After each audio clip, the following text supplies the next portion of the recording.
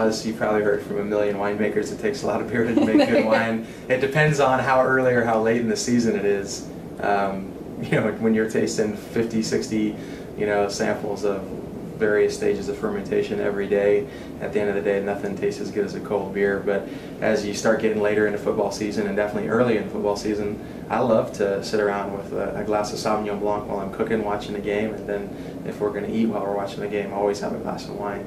I don't think there's too many football players out there that make the transition to winemaking. And you know, growing up in the family business, I really tried as hard as I could to get away from it.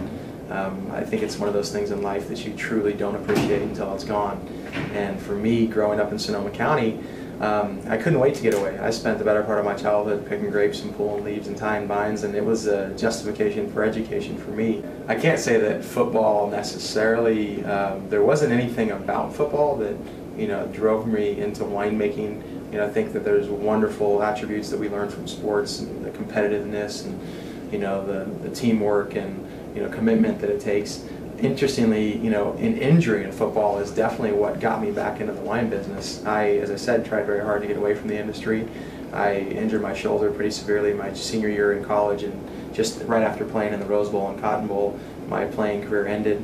And so for the first time in my college career, I had a summer, and I came back down to Sonoma County to get out of the rain in Oregon, and the first thing my dad tried to do was put me to work on a tractor, and I told him there was no way in hell I was going to spend my first summer off in 4 years on a tractor.